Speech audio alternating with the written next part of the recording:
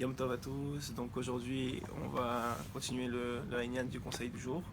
Le conseil du jour, j'ai parlé avec mon ami Hacher et Baruch Hashem, on va essayer de toucher un point extrêmement important que Rabbeinu il rapporte dans plusieurs endroits dans l'Écoute et Moran aussi. Et ce point-là, c'est la puissance de notre pensée. Lorsqu'on pense à quelque chose, il faut savoir que ça reste pas seulement au niveau de la pensée et que ça a un impact dans le monde même si on ne le voit pas. Et cette pensée-là, elle va déterminer les événements qui vont nous arriver et elle va avoir un impact sur ces événements-là. Donc, il faut vraiment essayer au maximum du temps, comme il dit Rabbeinu dans Resh Pebet, écoutez Moran Resh Pebet, d'avoir une pensée positive sur chaque chose. Il faut savoir que si on a des problèmes dans la vie quelconque, que ce soit même avec nos enfants, on parlait tout à l'heure, n'est-ce pas, Hacher, du fait de la rabbinite Sarah Ovadia qui a écrit un livre sur les pensées positives et qui disait un exemple extraordinaire que je veux vous rappeler.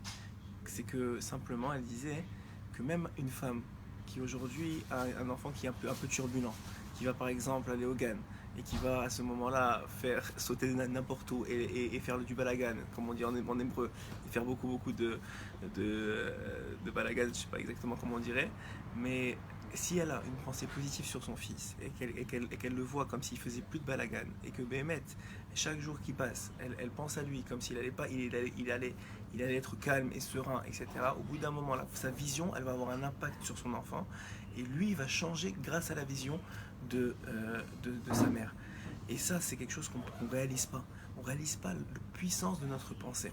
Le fait de voir son conjoint positivement, même si aujourd'hui il n'est pas positif, il dira Rabbeinu, il faut le voir comme le potentiel qu'il a, il sera. À partir du moment où tu trouves sa Nekoda, c'est quoi? C'est son potentiel, c'est même pas ce qui est encore réalisé. À partir tu vois qu'est-ce qu'il est capable d'être, et que tu le vois comme ce qu'il est capable d'être, il va arriver à cet endroit-là. Cette façon de voir l'autre, elle te permet de l'amener là où il doit aller. Et en vérité, Rabbeinu il dit quelque chose d'extraordinaire, c'est que ça commence par nous-mêmes.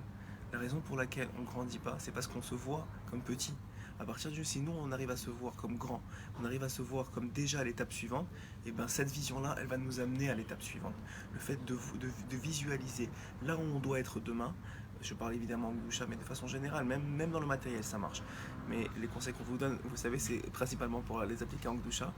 Donc si on arrive à se voir et à se voir dans le Haïnian d'être déjà là-bas, d'être déjà dans un endroit où on est un meilleur père, où on est un meilleur mari, où on est un meilleur juif, alors on sera inévitablement, et je pèse mes mots, à cet endroit-là très rapidement.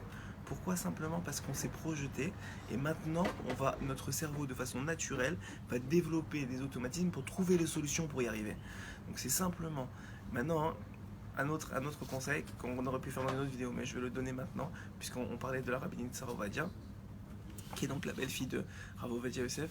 Elle disait maintenant qu'est-ce qui arrive quand on a des mauvaises pensées? Comment on fait pour les contrôler? Vous savez que les mauvaises pensées, on en a parlé déjà dans une autre petite vidéo, et on a réalisé quoi?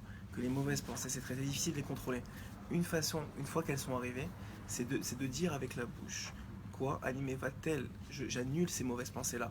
Lorsque tu dis avec la bouche d'annuler ces mauvaises pensées-là, même si elles t'arrivent maintenant, le Yetzirah, il a plus de pouvoir, que ces pensées, elles ont un impact sur ce monde.